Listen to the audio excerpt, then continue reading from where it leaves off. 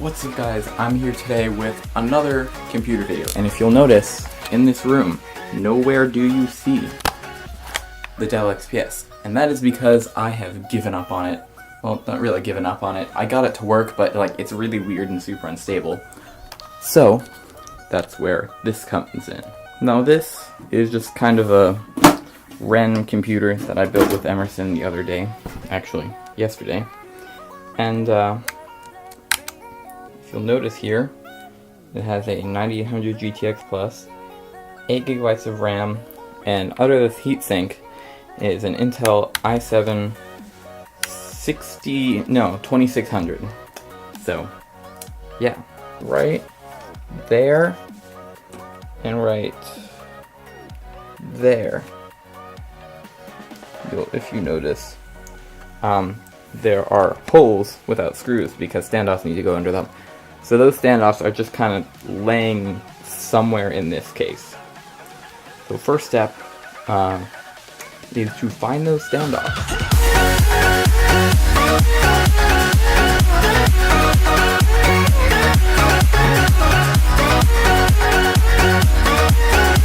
Okay, so it looks like the standoffs are underneath the motherboard, so that's going to have to come out too. So apparently there were actually no standoffs in here, and that rattling noise when I shook the computer was actually just these little tiny screws just kind of flopping about in there. So yeah, I just took all that apart for nothing, but it's okay because this board is a Dell board. So anybody who knows anything about computers knows that Dell does not get along with everyone else in the OEM world. So this little black thing here, this is the front panel connector. That right there, that is the only standard USB header on the thing, and there are 0 standard fan headers. That is the only fan header other than the CPU fan header right there. So what I have to do is I have to take this here front panel thing and massage it into this. Then I need to take this here power button and massage it into this power button, which is fine because yesterday we already kind of, you can't really see, but we already kind of drilled out a space for it. So now I just have to extend the little plus sign bit inside the hole that you can just barely see there to actually press the button. So what I've done here is I've taken apart the housing that had all of the old front panel stuff to get all of these. So what I thought I was going to have to do before is I thought I was going to have to just take this, cut a giant hole in it for this metal chunk to stick out of. But what I can actually do is just hot glue the new connectors right into the old place for them, right here, and then just have 2 random USB ports inside, which I can probably just stick right in this little floppy drive cover.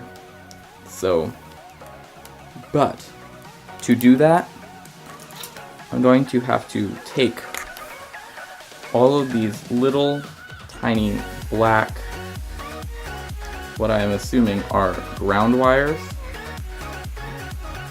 and I'm going to have to lengthen them because I need a little bit more movement out of all of these little USB ports. So what I'm going to be doing is I'm going to be going outside so I can do all that. The power button should be the easy one.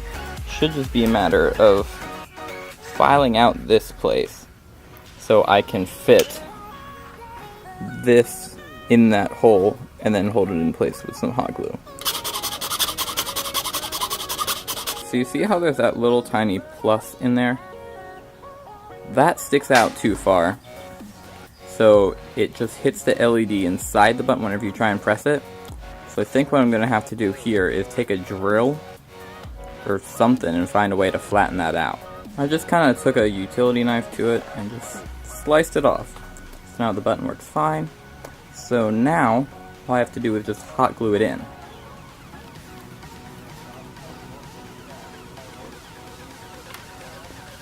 In case you haven't noticed, it's gotten a lot darker.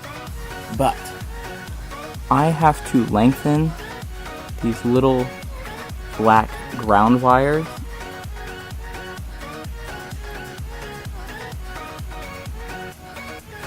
like so I can actually make the USB ports fit. So I don't know if you can see there, but I did a nice terrible job soldering that there. So I'm just gonna put a piece of electrical tape over that so it doesn't short everywhere.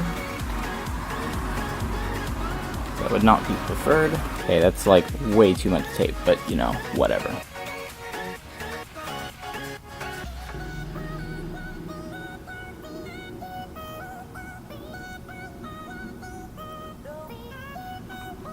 Okay, so all those are done. Should be all the soldering, so I'm gonna get the hot glue gun and put some hot glue over those just to make sure they're all safe. A little hot glue on there.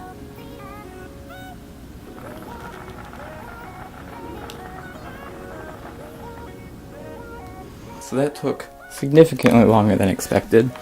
You look here, we'll come over here. You notice all the connectors have been hot glued in.